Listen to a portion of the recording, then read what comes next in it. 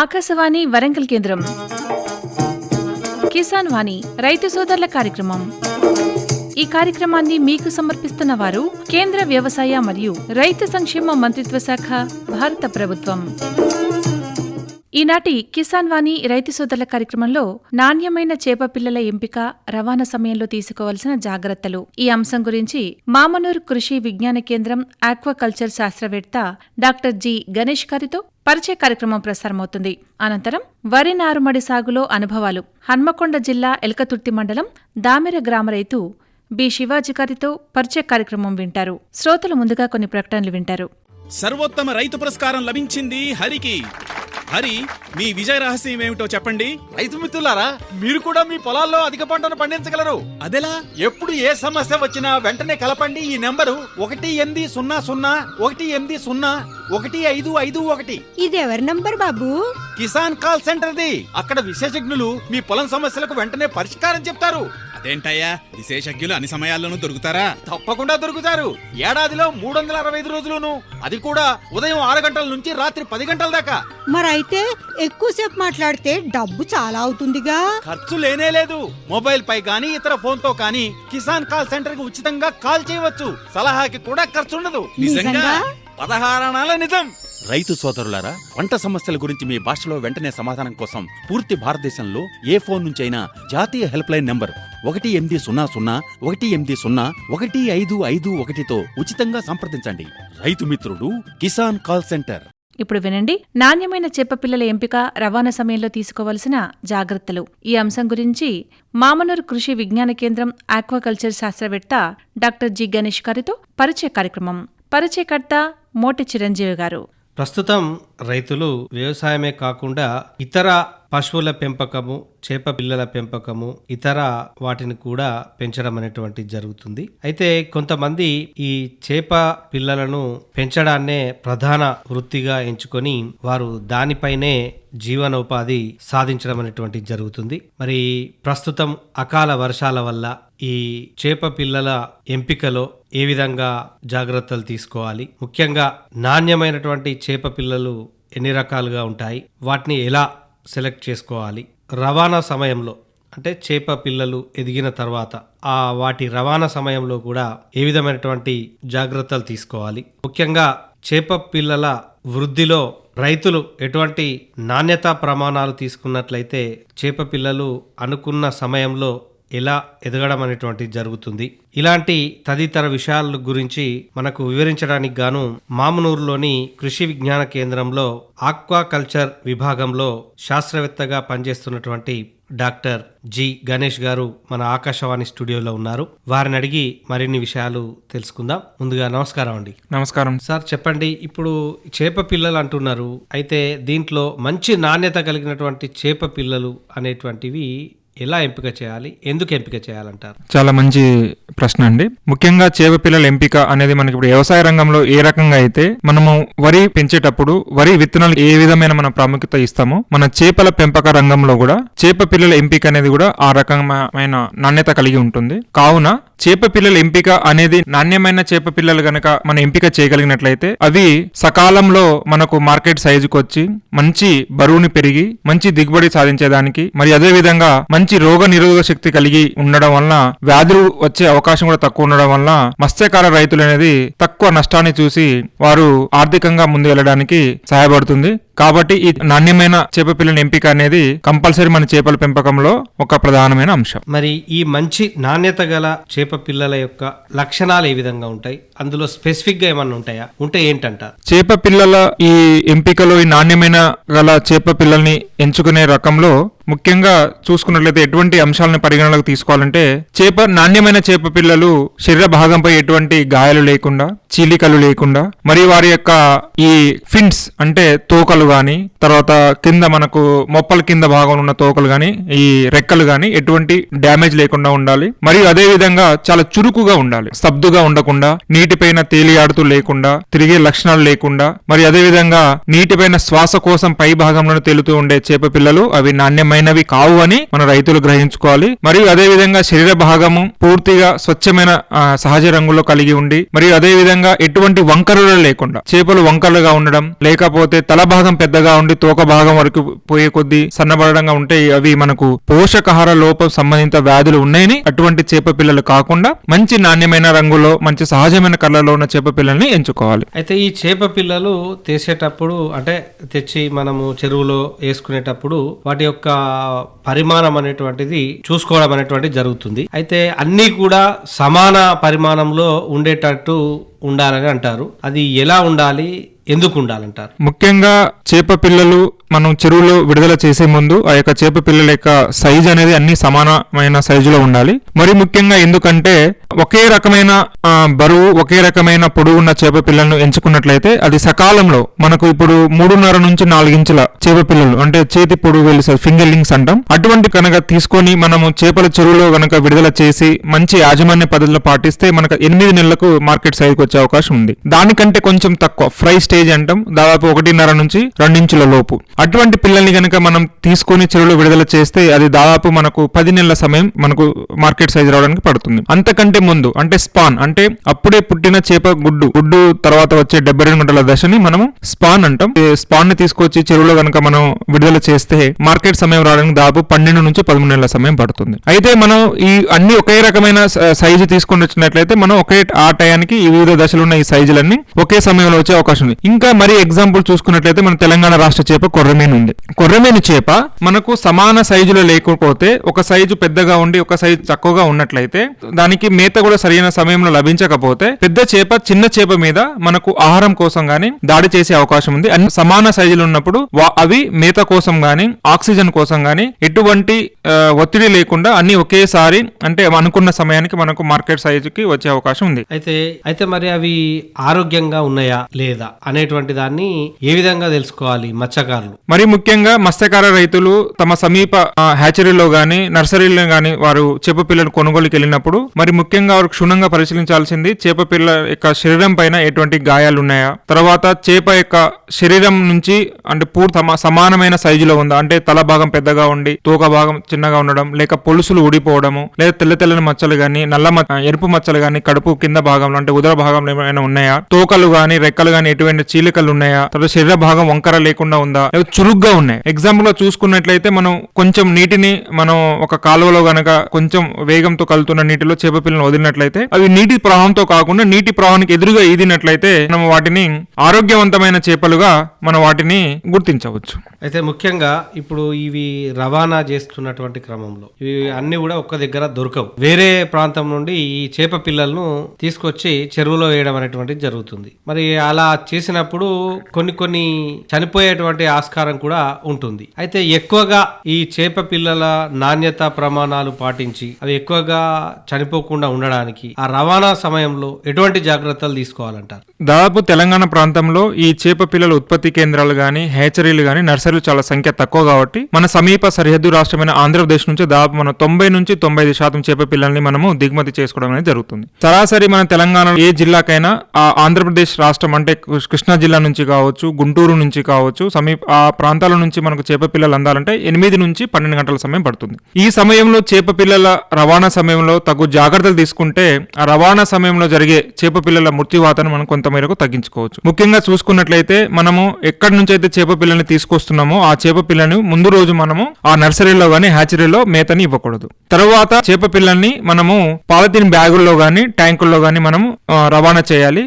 Tank colours కూడా maximum మనం ఏంటంటే నలుపు కలర్ లో ఉండేటట్టు చూసుకోవాలి. ఎందుకంటే అది ఉష్ణోగ్రతని ఎక్కువగా వేడిని ఆకర్షిస్తుంది, లోపల ఉన్న ఉష్ణోగ్రతను బయటికి పోకుండా చూసుకుంటుంది. తర్వాత మనకు నర్సరీ చెరువుల్లో ఉన్న చేప పిల్లల యొక్క ఉష్ణోగ్రత పడిపోకుండా ఆ యొక్క బ్లాక్ కవర్ ట్యాంక్స్ ని మనం ఏం చేయాలంటే మన గోనె సంచులతోని కప్పాలి. దాని ద్వారా ఏంటంటే మనకు ఉష్ణోగ్రత అనేది స్థిరంగా ఉంచడానికి మనకి యూస్ఫుల్ ఉంటుంది. తర్వాత అదే విధంగా ఆ రవాణా సమయంలో మనం యొక్క వెహికల్ ని కంపల్సరీ ఆన్ లో పెట్టుకోవాలి. దాని ద్వారా ఏంటంటే నీరు అనేది కొంచెం అటు ఇటుగా కలవడం వల్ల ద్వారా మనకు వాతావరణంలో ఉన్న ఆక్సిజన్ మనకు ఎక్కువగా నీటిలో కరగడానికి అవకాశం ఉంది. దాని ద్వారా ఆ ట్యాంకుల యొక్క మనకు ప్రాణవాయు స్థాయి అనేది మనకు పెంచుకోగలిగిన వాళ్ళు అవుతాము. తర్వాత అదే విధంగా కంపల్సరీ రవాణా సమయం అనేది ఉదయం లేదా అంటే చల్లని వాతావరణం ఉదయం లేదా సాయంత్రం వేళలోనే చేయాలి. మిట్ట మధ్యాహ్నం కానీ ఎండ వేళలో చేయకూడదు. రవాణా సమయంలో చేప పిల్లల యొక్క నీటి ఉష్ణోగ్రత 22 డిగ్రీల నుంచి 26 సెంటీగ్రేడ్ల మధ్య ఉండేటట్టు చూసుకోవాలి. ఈ రవాణా సమయంలో ఇటువంటి జాగ్రత్తలు తీసుకున్నప్పుడు ఈ చేప పిల్లలను ఒక చెరువులో గాని లేదా చేపలు పెంచేటువంటి ప్రదేశంలో గాని వేసేటువంటి క్రమంలో దాంట్లో నీరు అనేటువంటిది ఒక్కొక్క ప్రదేశంలో ఒక్కొక్క రకంగా ఉంటుంది. మరి నీటి నాణ్యత ప్రమాణాలు ఎలా ఉంటే ఈ చేప పిల్లలు అనేటువంటి తొందరగా ఎదగడానికి ఆస్కారం ఉంటుంది? నీటి నాణ్యత ప్రమాణాలు ఎందుకు అవసరము?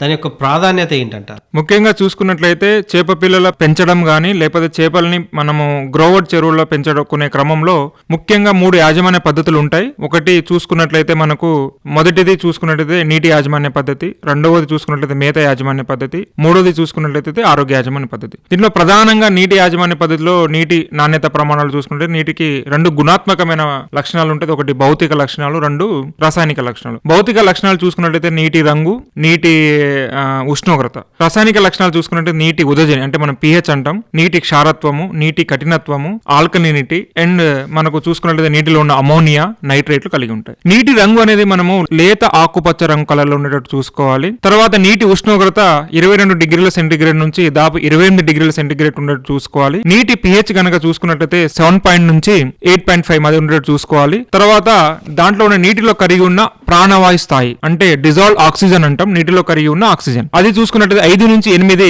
మిల్లీగ్రామ్ పర్ లీటర్ ఉండేది చూసుకోవాలి. తర్వాత నీటిలో కరిగి ఉన్న మనకు అమోనియా స్థాయిని చాలా తక్కువ ఉండేది చూసుకోవాలి. అది 0.01 నుంచి 0.05 మధ్యలో ఉండేది చూసుకోవాలి. నీటి ఆల్కలినిటీ కూడా 80 నుంచి 150 మధ్యలో ఉండేది చూసుకోవాలి. నీటి కఠినత్వం కూడా 180 ppm కంటే దానికంటే తక్కువ ఉండేటట్లు చూసుకోవాలి. ఈ చేప పిల్లలను చెరువులో విడుదల చేసే సమయంలో ఏం జరుగుతుంది? ముఖ్యంగా ఇక్కడ అక్లమటైజేషన్ అనేటువంటిది ఒక పదం అనేటువంటిది ఎక్కువగా వినిపిస్తూ ఉంటుంది. అదంటే ఏంటంటారు? అక్లమటైజేషన్ అంటే ఏంటంటే నార్మల్ గా మనము ఒక నర్సరీ చెరువుల్లో పెంచిన చేప పిల్లలు గానీ ఇప్పుడు ఆంధ్ర రాష్ట్రం నుంచి మన దగ్గరికి తీసుకొచ్చిన చేప పిల్లలు అక్కడ ఉన్న వాతావరణ పరిస్థితుల్లో పెరిగి ఉంటాయి. అక్కడ నుంచి అవి దాదాపు 8 నుంచి 10 గంటల రవాణా సమయం తర్వాత మన చేపల చెరువుకు వచ్చినప్పుడు త్వరగా వెంటనే మన చేప పిల్లలు వాటిని విడుదల చేయకూడదు. మన దగ్గర ఉన్న చేపల యొక్క చెరువులో ఉన్న నీటి నాణ్యత ప్రమాణాలు గానీ మన యొక్క పరిసర భౌతిక లక్షణాలకు ఏంటంటే అవి అలవాటు చేయాలి. ఆ అలవాటు చేసేదాన్ని అక్లమటైజేషన్ అంటారు. మరి ముఖ్యంగా ఏంటంటే నీటి ఉష్ణోగ్రతలు. సపోజ్ మనకు ఆంధ్ర రాష్ట్రంలో గనక అప్పుడు చూసుకున్నట్లయితే 28 డిగ్రీల సెంటీగ్రేడ్ ఉంటే మన దగ్గర 26 డిగ్రీల సెంటీగ్రేడ్ ఉండదు. అంటే ఈ ఉష్ణోగ్రత మార్పులు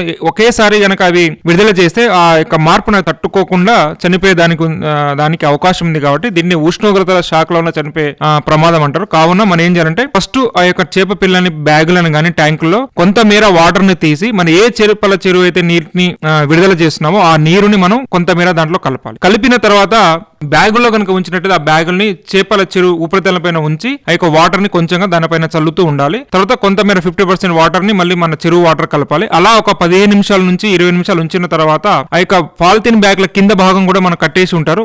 దాన్ని వాటర్ లోనే అది ఆల్రెడీ తేలియాడుతుంటది కాబట్టి వాటర్ లోనే దానికి ఇప్పేయాలి. అప్పుడు ఆటోమేటిక్ వెళ్ళిపోతుంది. కానీ చాలా సందర్భాల్లో మనం ఏం చేస్తామంటే చేత్తో పోయడం గానీ బుట్టలో కలిపి చేపల చెరువు విడుదల చేయడం చేస్తాం. అలాంటివి చేయకూడదు. అలా చేస్తే ఏంటంటే చేపలు అప్పటికే 8 నుంచి 10 గంటల సమయం వరకు రవాణా సమయంలో ఒత్తిడి గురై ఉంటాయి. ఇక్కడ మళ్ళీ మన చేత్తో పట్టుకొని గానీ బుట్టల ద్వారా పెట్టుకొని మనం చేపల చెరువులో విడుదల చేస్తే ఇంకా ఒత్తిడికి గురై అవి చనిపోయేదానికి ఎక్కువ ఆస్కారం ఉంది. మరి ఈ రవాణా సమయంలో ఈ విధంగా చేస్తా ఉన్నారు. అయితే ముఖ్యంగా ఈ చేప పిల్లలను ఎక్కడి నుంచి కొనుగోలు చేయాలి, ఎక్కడి నుంచి కొనుగోలు చేస్తే అంటే ఉత్తమం అంటారు? ముఖ్యంగా మత్స్యకార రైతు సోదరులు గమనించాల్సిందంటే చేపల పిల్లల్ని మనము కొనుగోలు చేసేటప్పుడు ముఖ్యంగా మొదటి అంశంగా ఏంటంటే ప్రభుత్వం గుర్తింపు పొందిన హ్యాచరీల నుంచి గానీ మీకు బాగా నార్మల్ గా అక్కడ నమ్మకం ఉన్న ప్రైవేట్ హ్యాచరీల నుంచి గానీ నర్సరీల నుంచి మీరు డైరెక్ట్ గా కొనుగోలు చేయండి. కొనుగోలు చేసినప్పుడు ఈ యొక్క చేప పిల్లని పూర్తిగా పరిశీలించండి. అవి వాటి యొక్క తల్లి తండ్రి చేపలు ఎన్నో సంవత్సరంలో అవి గుడ్లకు వాటి ఉపయోగించారు, అంతే ప్రత్యుత్పత్తికి ఉపయోగించారు. రెండు మినిమము మనకు మగ చేప ఆడ చేప యొక్క సరాసరి వయసు 2 సంవత్సరాల నుంచి 2.5 సంవత్సరాల మధ్యలో ఉండే చేప పిల్ల నుంచి సేకరించిన గుడ్లనే అటువంటి చేపల పిల్లల్ని మాత్రమే మీరు తీసుకోండి. అది ఏంటంటే మంచి వయసు కలిగిన చేపల నుండి వచ్చిన చేప పిల్లలు కాబట్టి మంచి రోగ నిరోధక శక్తిని కలిగి ఉంటాయి. మంచి అనుకున్న సమయంలో మనకు మార్కెట్ సైజ్ వచ్చే అవకాశం ఉంది. తద్వారా మనకు ఈ యొక్క చేప పిల్లల మృత్యువాత కూడా తక్కువ పడుతుంది. కాబట్టి మీకు నష్టాలు తక్కువ వస్తాయి, ఎక్కువ లాభం వచ్చేదానికి అవకాశం ఉంది. కాబట్టి మీరు గుర్తింపు పొందిన హ్యాచరీల నుంచి గానీ మీకు బాగా నమ్మకం కలిగిన హ్యాచరీ నుంచి తీసుకోండి. అక్కడ నుంచి చేప పిల్లలను కొనుగోలు చేస్తే మత్స్యకార రైతులకు మంచి నాణ్యమైన విత్తనాలు లభించే అవకాశం ఉంది. మరి ఈ రవాణా సమయంలో ఈ ఆక్సిజన్ అనేటువంటిది చేప పిల్లలకు అవసరం. మరి ఎంత మేరకు అవసరము, ఎలా ఉండాలండి? రవాణా సమయంలో దాదాపు మనకు 2 గంటల సమయం ఉందనుకోండి, 1.5 నుంచి 2 గంటల రవాణా సమయం ఉంటే కొంత మేరకు మనకు ఆక్సిజన్ కొంచెం తక్కువ ఇచ్చుకున్నట్లు సరిపోతుంది. రవాణా సమయం 8 గంటల కనుక ఉన్నట్లయితే మనకు అంటే 1/3 మనం పర్సెంటేజ్ మనం ఆక్సిజన్ ఇవ్వాలి. లేదు 12 గంటల సమయం రవాణా ఉందనుకోండి, 2/3 మనం ఆ ట్యాంకులలో ఆక్సిజన్ అనేది కంపల్సరీ సరఫరా చేయాలి. అయితే ప్రస్తుతం కురుస్తున్నటువంటి అకాల వర్షాల వల్ల ఈ మత్స్యకారులు చేప పిల్లల ఎంపికలో గాని చేపల పెంపకంలో గాని ఎటువంటి జాగ్రత్తలు తీసుకుంటే అధిక దిగుబడి సాధించవచ్చు అంటారు? ప్రస్తుతం మన ఉమ్మడి వరంగల్ జిల్లా వ్యాప్తంగా కురుస్తున్న అకాల వర్షాలకు ముఖ్యంగా మత్స్యకార రైతులు తీసుకోవాల్సిందంటే వారి జాగ్రత్తలు ఏంటంటే వారి యొక్క చేపల యొక్క చెరువుల యొక్క కట్టలను నిశ్చితంగా పరిశీలించాలి. ఏమైనా దెబ్బతిని ఉంటే కంపల్సరీ కంకర గాని మట్టితో కలుపుకొని వాటిని చాలా బలంగా ఏర్పరచుకోవాలి. అదే విధంగా రెండో చూసుకున్నట్టు నీటి నాణ్యత ప్రమాణాలు కూడా చూసుకోవాలి. ఎక్కువ వర్షాలు గాని వరదలు రావడం వల్ల చేపల చెరువు యొక్క నీరు మురికిగా ఉన్నట్లయితే దాంట్లో కొంత భాగం వరకు నీటి బయటికి పంపించి మన ఫ్రెష్ గా మన నీటి సోర్స్ నుంచి వాటి నీటిని నింపి కాలువల ద్వారా గానీ బోర్ బావి ద్వారా మనకున్న నీటి వనరుల ద్వారా అప్పటికి కూడా చెరువులో చేపలు కనుక పైన వీధినట్లయితే అంటే ఉపరితలంలో ఈతురు కనిపించినట్లయితే వెంటనే మనము చేపల చెరువులో కొంత మేర అంటే దాదాపు హెక్టార్కు 200 కేజీల సున్నాన్ని మనము లైమ్ ని మనం అప్లై చేయాలి. తద్వారా ఇంకోటి ఏంటంటే ఆక్సిజన్ లెవెల్స్ ఇంకా పడిపోయినట్లయితే ఏరియేటర్లను కూడా యూజ్ చేసుకోవచ్చు. తర్వాత అదే విధంగా నీటి నాణ్యత ప్రమాణాలు చూసుకున్నట్లయితే pH ని 7 నుంచి 8.5 మధ్యలో ఉండేట్టు చూసుకోవాలి. అదే విధంగా అమోనియా లెవెల్స్ ఎక్కువగా పెరిగినట్లయితే జిప్సమ్స్ ని వాడండి. అమోనియా లెవెల్ 0.05 కంటే మనకు తక్కువగా ఉండేటట్టు చూసుకోవాలి. ఆల్కనీటి కూడా 80 నుంచి 150 మధ్యలో ఉండే విధంగా చూసుకోవాలి. అదే విధంగా చూసుకున్నట్లయితే మేత బ్యాగులను కూడా మనకు తడిగా ఉండే ప్రదేశాల్లో కాకుండా మనకు నీరు తగలని ప్రదేశాల్లో మరియు నేల కింద తగలకుండా చెక్కలను గాని రాళ్లను ఏర్పరచుకుని దాని మీద స్టోర్ చేసుకుని ఉండాలి. అదే విధంగా ఈ వర్షాకాలంలో సడన్ గా పడే వర్షాల వల్ల చేపల యొక్క రోగ నిరోధక శక్తి కూడా పడిపోతుంది కాబట్టి మేతలో వారు ఏంటంటే విటమిన్ సి మరియు ఇమ్యూనిటీ బూస్టర్లను కూడా కలిపి మేతలో దాన రూపంలో ఇవ్వాల్సిందిగా కోరుతా ఉన్నాం. మరి ఇంతవరకు మీ యొక్క అమూల్యమైనటువంటి సమయాన్ని వెచ్చించి మా ఆకాశవాణి స్టూడియోకు విచ్చేసి మీ యొక్క సలహాలు సూచనలు తెలిపినందుకు గాను మీకు ప్రత్యేకంగా ధన్యవాదాలండి. ధన్యవాదాలండి. థ్యాంక్ యూ అండి. ఇంతవరకు శ్రోతలు నాణ్యమైన చేపపిల్లల ఎంపిక, రవాణా సమయంలో తీసుకోవలసిన జాగ్రత్తలు ఈ అంశం గురించి మామనూర్ కృషి విజ్ఞాన కేంద్రం ఆక్వాకల్చర్ శాస్త్రవేత్త డాక్టర్ జి గణేష్ గారితో పరిచయ కార్యక్రమం విన్నారు. పరిచయకర్త మోటె చిరంజీవి గారు. శ్రోతలు ఇప్పుడు కొన్ని ప్రకటనలు వింటారు. ప్రధానమంత్రి కిసాన్ సమ్మాన్ నిధి ఈ పథకం కింద 2 హెక్టార్ల వరకు పొలం కలిగిన రైతుల కుటుంబాలకు ఏడాదికి 6,000 రూపాయలు చెల్లించడం జరుగుతుంది. అది అర్హత గల రైతులకు 2,000 రూపాయల చొప్పున 3 వాయిదాల్లో నేరుగా వారి ఖాతాల్లో జమ చేయబడుతుంది. ఈ చిన్నకారు రైతుల కుటుంబాలను రాష్ట్ర ప్రభుత్వాలు ఎంపిక చేస్తున్నాయి. ఈ పథకం యొక్క పూర్తి ఖర్చును భారత ప్రభుత్వం భరిస్తోంది. ప్రధానమంత్రి కిసాన్ సమ్మాన్ నిధి రైతుల వ్యవసాయానికి సరికొత్త గౌరవం. వ్యవసాయ మరియు రైతు సంక్షేమ మంత్రిత్వ శాఖ, భారత ప్రభుత్వం ద్వారా జనహితార్థం జారీ. ఇప్పుడు వినండి వరి నారుమడి సాగులో అనుభవాలు. హన్మకొండ జిల్లా ఎల్కతుర్తి మండలం దామెర గ్రామ రైతు బి శివాజీ గారితో పరిచయ కార్యక్రమం. పరిచయకర్త మోటి చిరంజీవి గారు. మనము దామేర శివారులో ఉన్నటువంటి ఈ బుస్సారి శివాజీ గారి వ్యవసాయ క్షేత్రంలో ఉన్నాం. మరి వారు గత కొన్ని సంవత్సరాల నుండి వరి పంట సాగు చేస్తూ అధిక దిగుబడి సాధిస్తూ పలువురికి ఆదర్శప్రాయులుగా నిలుస్తా ఉన్నారు. మరి వారిని అడిగి పంట ఏ విధంగా సాగు చేస్తా ఉన్నారు, ఏ విధమైనటువంటి పద్ధతులు పాటించడం వల్ల అధిక దిగుబడి సాధిస్తా ఉన్నారు అనే విషయాలను తెలుసుకుందాం. నమస్కారం అండి. నమస్కారం. వరి పంట వేసే ముందు మనము ఎటువంటి దుక్కులలో వరి పంట వేయడానికి అనుకూలంగా ఉంటుందంటారు? ఎక్కువగా చౌక నేలలో బాగుంటది. నారు పోసే ముందు నెల రోజుల ముందు జీలుగా లేదా పెంట వేసుకోవడం జరుగుతుంది. వేసుకున్నాక నారు పోసి నెల రోజుల తర్వాత 20 రోజుల తర్వాత పొలం దున్నడం స్టార్ట్ చేస్తాం. రోడ్డు వేడుతో ఒక సాల్ చేశాక ఒడ్లు చెక్కి ఒడ్లు పెట్టడం జరుగుతుంది.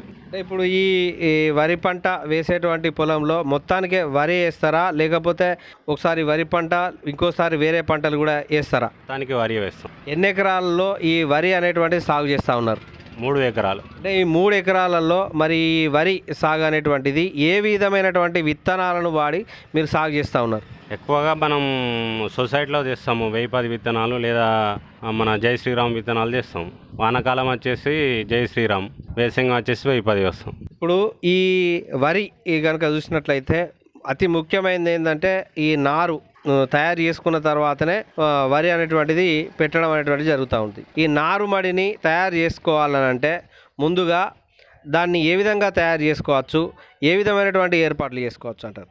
ముందుగా నారు పోయడానికి ముందు మనం రోడ్డు వేడితో ఒక సాలు కొడతాము. కొట్టినాక వారం రోజుల టైం ఇచ్చి మళ్ళీ ఒక సాలు కొట్టి గొర్రు కొడతాం, కొట్టి అలుకుడు చేస్తాం. అంటే ఇప్పుడు నారుమడి అలికేటువంటి ప్లేసు, అదేవిధంగా పొలం నాటేటువంటి ప్లేస్ కనుక చూసుకున్నట్లయితే ఆ స్థలాలలో మార్పిడి అనేటువంటిది కొంత మేరకు ఉంటుంది. మరి ఆ నారుమడి అలికినప్పుడు ఏ విధమైనటువంటి జాగ్రత్తలు అనేటువంటివి తీసుకుంటారు? ఎక్కువగా నారుమాడి అలికేటప్పుడు ప్లేసులు చేంజ్ చేస్తాము. వానాకాలం ఒక ప్లేస్లో, యాసింగ్ ఒక ప్లేస్ చేంజ్ చేస్తాము. చేంజ్ చేసినప్పుడు నారు అలికే ముందు ఎరువు చల్లుతాం. మన గొర్రెల ఎరువ లేకపోతే పెంటనా చల్లుతాము. చల్లి ఒక వారం రోజులలో అలుకుడు చేస్తాం. మండే కట్టేసి అలుకుడు చేసేస్తాం. అంటే ఇప్పుడు ఈ నారుమడి తయారు చేసుకునేటప్పుడు నీళ్లు తీసివేసే విధంగా, అదేవిధంగా ఈ పొలంలో కొద్దిగా ఎత్తుగా ఉండే విధంగా ఈ విధమైనటువంటి కొన్ని పద్ధతులు పాటిస్తూ ఉంటారు కదా, మీరు ఏ విధమైనటువంటి పద్ధతులు పాటిస్తున్నారు? మనం నారు అలుకుడు చేసే ముందు గొర్రు కొట్టాక ఏమన్నా మిర్రల్ లాంటి ఎత్తులు వంపులు ఉంటే కట్టెతో సమానం అనుకొని నీళ్ళన్నీ ఒకేలా ఉండేలా చూసుకొని అలుకుడు చేస్తాం. అలికినాక తెల్లారి మళ్ళీ తన్నీరు అనేసి నీళ్ళు తీసేస్తాం. అట్లా ఒక 2-3 రోజులు చేసినాక యథావిధిగా మళ్ళీ వాటర్ పెట్టేస్తాం. ఇప్పుడు నారు అలికే దానికంటే ముందు ఆ నారుమడిలో ఏమన్నా ఎరువులు అనేటువంటివి వేస్తారా? వేస్తే ఏ విధమైనటువంటి ఎరువులు వేస్తారు? అలా పెంట కానీ లేకపోతే దానికంటే ముందు జీలుగా చల్లుతాము. ఆ జీలుగా చల్లే జీలుగాడు కానీ దున్నుతాం, లేకపోతే పెంట, గొర్రెరు అలాంటివి చల్లుతాం. ఇప్పుడు మీరు జీలుగా అన్నారు, జీలుగా అనేటువంటి విత్తనాలను ఎక్కడి నుండి తీసుకొస్తారు, ఎప్పుడు అలుకుతారు, ఎన్ని రోజులు ఉంచుతారు, ఎన్ని రోజులు పెరిగిన తర్వాత దాంట్లో కలియ దున్నుతారు? జీలుగా మన సొసైటీ నుండి మనకు అందిస్తారు వాళ్ళు. 30 కిలోల బత్త వచ్చేసి 2 ఎకరాలకు వస్తుంది. మనం చల్లినాక 20 రోజుల టైం వరకు దున్నుతాం. ఈ లోపు మనము ఒక చల్లినాక ఒక 10-15 రోజులలో నారు అలుకుడు చేసే ముందు దున్నుతాం కాబట్టి ఇది కూడా నారుకు బలంగా ఉపయోగపడుతుంది జీలుగా. ఇక నాటేసే వరకు 1 నెల రోజుల జీలుగా అవుతుంది, ఇంచుమించు మనెత్తి అవుతుంది. మనెత్తి అయినాక దున్నుతాం. ఒకసారి చేసేసి ఒక వారం 10 రోజులు ఉంచేసి ఒడ్లు ఓరం చేకి మళ్ళీ నాటుకు ఒక సాలు పెడతాం. పెట్టి నాటేసేటప్పుడు మళ్ళీ కొడతాం. అట్లా అది బలంగా ఉపయోగపడుతుంది నాటుకు. ఇప్పుడు జీలుగా ఒక 1 నెల రోజుల తర్వాత కలియ దున్నిన తర్వాత అది ఆ మట్టిలో కలిసిపోవడానికి ఆ పైన ఏమైనా ఎరువు లాంటివి ఏమైనా వాడతారా? ఏం లేవు, ఓన్లీ ట్రాక్టర్ రోడ్ బెటర్ కానీ లేకపోతే కేజీలు కలిసి పెడతాం కానీ దున్నుతాం. అంటే ఆ ముక్కలు చిన్న చిన్న ముక్కలుగా అయిపోయిన తర్వాత వాటిని ఏరు వేస్తారా, దాంట్లోనే మురిగిపోతాయా? దాంట్లో పొలంలోనే మురిగిపోతాయి. మురిగితేనే బలం మనకి పొలానికి. అంటే ఇప్పుడు మీరు జీలుగా విత్తనాలు సబ్సిడీ అన్నారు కదా, సబ్సిడీ అనేటువంటిది ఎంత మేరకు ఇస్తారు సొసైటీలో? ఎంత మేరకు అంటే మనం ఎంత కడితే ఎంత సబ్సిడీ అనేటువంటిది వస్తుంది? మనకు వచ్చేసి అది ఒక 30 కిలోల బ్యాగు బయట 1000-1100 రూపాయలకు ఉంటుంది. మనకు సొసైటీ వాళ్ళు 600 రూపాయలకి ఇస్తారు. 50%. అంటే ఇప్పుడు ఈ విధంగా జీలుగా విత్తనాలు తీసుకొచ్చిన తర్వాత దాంట్లో మొత్తం కలియ దున్నిన తర్వాత మరి ఈ నారుమడిలో మీరు విత్తనాలు ఎక్కడి నుంచి తీసుకొస్తారు? సొసైటీ నుండి, మనకు దగ్గరలో ఉన్న సొసైటీ నుండి తెస్తాము. ఎకరానికి వచ్చేసి ఒక బస్తా 30 కిలోలు ఉంటుంది. అట్లా 3 ఎకరాలకు 3 బస్తాలు తెచ్చి 3 బస్తాలు అంటే ఒక బస్తా ఎక్కువ తెస్తాము. నారు దక్కవచ్చు, లేదు ఏమన్నా ఎక్కువ దక్కలేని ఒక బస్తా ఎక్కువ తెస్తాం. 3 ఎకరాల పేరు మీద తెచ్చి మండే కడతాము. అంటే ఇప్పుడు మనకు నారు పోసిన తర్వాత నారు ఎదగడానికి గాను ఏమన్నా ఎరువులు అనేటువంటివి వాడతారా? వాడితే ఏ ఎరువులు వాడతారు? నారు ఎదగడానికి వచ్చేసి ఎక్కువ మనం 20-20 అన్న అలికే ముందు మన మొలక అలికే ముందు 20-20 అన్న లేక పెంట అలాంటివి చల్లుతాం. అంటే ఇప్పుడు నారుమడిలో నారు అలికే కంటే ముందు ఇప్పుడు ఇంతకుముందు మండే అన్నారు. ఈ మండే అంటే ఆ బస్తాలలో నానబెట్టి మనము నీళ్ళల్లో ఉంచడం కానీ మండే అలకడం కానీ చేస్తూ ఉంటారు. ఆ మండే అనేటువంటిది ఏ విధంగా తయారు చేస్తారు? ఎన్ని రోజుల వరకు మండే అనేటువంటిది ఉంచుతారు? మనం మండే కట్టే ముందు ఒక రోజు సాయంకాలం వచ్చేసి వడ్లు బ్యాగులు ఇప్పేసి నానబోసినాక తెల్లారి మళ్ళీ మనము ఇటుక పిల్లలతోనే కానీ లేకపోతే ఒక ఓడ లాంటి దానిలో ఆ కింద టేకాకులు కానీ లేకపోతే ఏమన్నా మన ఇస్తారాకులు అలాంటివి పరిచేసి పోస్తాం. వడ్లు పోసి మండే కట్టినాక 3 రోజులకు మండేస్తుంది. ఇప్పుడు మండే అలికిన తర్వాత అంటే ఇప్పుడు దాదాపు ఎన్ని రోజుల వరకు ఈ మండే అనేటువంటిది మొలకలుగా అనేటువంటిది కనబడుతుంది? మనం మండే కట్టినాక తెల్లారి లేదు మరి తెల్లారి చిన్నగా మొలకెత్తుతుంది. 3వ రోజు వరకు మొలక వస్తుంది. ఇప్పుడు 3వ రోజు వరకు మొలక వచ్చిన తర్వాత మనం నారుమడిలా 3 రోజులకు వేసుకోవాలన్నా, 4 రోజులకు వేసుకోవాలన్నా, 5 రోజులకు కలుపుకోవాలన్నా, ఏ విధంగా కలకాలి? 3వ రోజుకే అలుకుంటాం. 4-5 రోజులు అంటే అది పీచులాగా అవుతుంది, మనకు చల్లడానికి వీలుండదు అది. అంటే ఇప్పుడు మండే అలికే విధానంలో కొంతమంది ఇచ్చినటువంటి తట్టు సంచిలోనే అట్లే నానబెడతారు, కొంతమంది విత్తనాలను బయటికి తీసి మండే అలుకుతారు. దీంట్లో ఏ విధానాన్ని మీరు అవలంబిస్తున్నారు? సంచులకి వెళ్ళి తీసి బయట కడితేనే బాగుంటుంది. ఈ సంచిలో మండేస్తే ఏమవుతుందంటే మనం ఆ పీచులాగా సంచి నుంచి గుంజుతా అంటే ఈ మొలక విరగడం జరుగుతుంది. అంటే ఇప్పుడు నారుమడిలో విత్తనాలను చల్లిన తర్వాత ఎన్ని రోజులకు మనకు ఆ మొలకలు అనేటువంటివి కనబడతాయి? మనం చల్లినాక 4 నుంచి 4 రోజుల నుంచి 5 రోజుల వరకు మొలక పచ్చగా కనబడుతుంది. మనం ఇప్పుడు ఈ పొలంలో నారు నాటుకోవాలంటే ఎన్ని రోజుల వరకు అది దాన్ని ఏపుగా పెంచాల్సినటువంటి అవకాశం ఉంటుంది? మనం నారు అలకుడు చేసిన రోజు నుండి 25 రోజు వరకు నాటు మొదలు పెడతాము. ఓ 5 రోజులు అటు ఇటు అయినా కూడా నెల వరకు నాటేయాలి. వేస్తే అలా వేయడం వల్ల మంచిగా దిగుబడి అనేది వస్తుంది. మనం టైం అయిపోయినాక నాటేస్తే మంచిగా రాదు అట్లా. అంటే ఇప్పుడు ఈ నారు మడిలో నారు ఎదగడానికి ఒక 20 నుంచి నెల రోజుల కాలం అనేటువంటిది పడుతుంది. ఈ 20 నుంచి నెల రోజుల కాలంలో మనం ఏ విధమైనటువంటి ఎరువులు కానీ ఏ విధమైనటువంటి పదార్థాలు కానీ నారుకు మనం వేయడం అనేటువంటిది జరుగుతుంది అంటారు? మనము నారు పోసే ముందు ఎరువును ఉపయోగిస్తాం. నారు పోసాక అనేది ఎలాంటివి వాడడం, దానికి కెమికల్స్ కానీ ఎలాంటివి వాడడం ఉంది. ఈ ఎరువులతోనే నారు పెరుగుతుంది. ఇప్పుడు నారు ఒక 20 నుంచి 30 రోజుల వరకు ఎదిగిన తర్వాత నారును మనం పొలంలో పెట్టే కంటే ముందు పొలంను ఏ విధంగా మనం చదును చేసుకోవాలి? ఏ విధమైనటువంటి రసాయన ఎరువులు అనేటువంటివి వేయాలంటారు? మనం నాటు వేసేటప్పుడు చేసే ముందు ఏంటంటే రోటివేరుతో ఒక సాల్ చేస్తాము. చేసి ఒక వారం రోజులు అయినాక మొత్తం మట్టి మెత్తగా అయినాక ఒడ్లు పెడతాం. మళ్ళీ ఒక వారం 10 రోజుల వరకు మళ్ళీ దున్ని 20-25 రోజుల వరకు నాటు మొదలు పెడతాం. ఇక నాటు వేసే ముందు ఏంటంటే 20-20 లేకపోతే DAP అలాంటివి చల్లుకొని నాటేస్తాం. అంటే ఇప్పుడు ఎరువులను ఈ 20-20 DAP వేసేటప్పుడు మనకు ఈ నీరు సమృద్ధిగా పోవడానికి గాను లేదా ఈ చుట్టూ ఉన్నటువంటి మనకు ఏవైతే ఒడ్లు ఉన్నాయో ఒడ్లు చెక్కడం కానీ ఒడ్లు పెట్టడం కానీ అలాంటివి చేస్తూ ఉంటారు కదా, ఏ విధమైనటువంటివి చేస్తూ ఉంటారు? మనం ఇంతకుముందు ఏంటంటే మన లేబర్ దొరికేవాళ్ళు, ఇంతకుముందు లేబర్తో చెక్కేవాళ్ళం. ఇప్పుడు ఏంటంటే రోటివేటర్లకే ఒడ్డు చెక్కేది ఉంది. దాంతో ఒడ్డు చెక్కేసి ఏమైందంటే లేబర్తోని ఒడ్లు పెట్టించడం జరుగుతుంది. ఎదిగిన నారును మనం నాటేటప్పుడు మీరు సాలు పద్ధతి వాడుతూ ఉన్నారా, లేదా తాడు పద్ధతి వాడుతూ ఉన్నారా, లేదా మామూలు పద్ధతులను వాడుతూ ఉన్నారా? మనం మామూలు పద్ధతే కానీ ఇద్దరికి ఒక బెడ్ అనేసి మనం పిండి చల్లుకోవడానికి కానీ లేకపోతే ఏదైనా మందు స్ప్రే చేయడానికి కానీ వీలుండే రకంగా ఇద్దరికి ఒక బెడ్ వేస్తారు. ఆ బెడ్ నుంచి మనం పిండి చల్లుకున్నాడు మందు కొట్టడానికి వీలుంటది. అంటే ఒక బెడ్ విస్తీర్ణం ఏ విధంగా ఉంటుంది అంటారు? మినిమం ఒక 6 ఫీట్ల దాకా ఉంటుంది. అంటే 6 ఫీట్లలో ఒక్కొక్క 2 బెడ్లు కలిపి ఉండి దాంట్లో పిండి కానీ ఎరువులు కానీ వేయడానికి ఆస్కారం ఉంటుంది. అంటే బెడ్కు ఎంత ఎడ ఉండాలి, ఎంత దూరం ఉండాలంట? మినిమం 6 ఫీట్లు ఉండాలి. అంటే ఇప్పుడు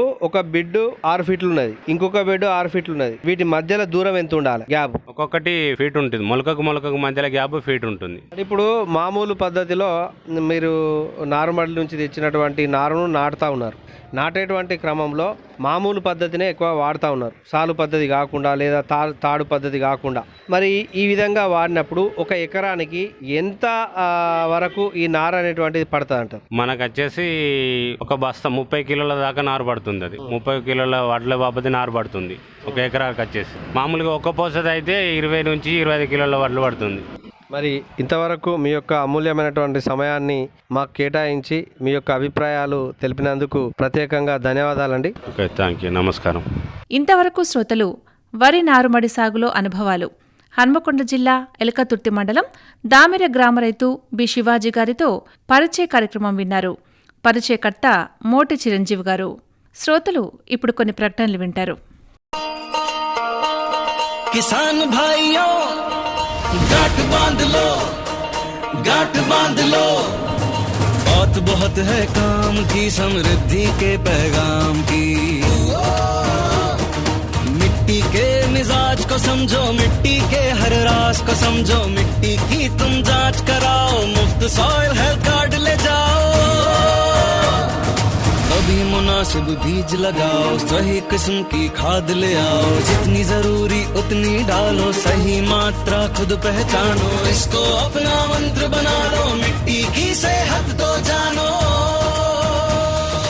बात बहुत है काम की, कम लागत अधिक वरदान की। किसान भाइयों गांठ बांध लो, आज ही मिट्टी की जांच कराएं। राज्य सरकार के कृषि अधिकारी से संपर्क करें और मुफ्त में सॉइल हेल्थ कार्ड पाएं। कृषि और किसान कल्याण मंत्रालय द्वारा किसान हित में जारी। ఇంతటితో ఈనాటి కిసాన్ వాణి రైతు సోదరుల కార్యక్రమం సమాప్తం. ఈ కార్యక్రమాన్ని మీకు సమర్పించిన వారు కేంద్ర వ్యవసాయ మరియు రైతు సంక్షేమ మంత్రిత్వ శాఖ, భారత ప్రభుత్వం.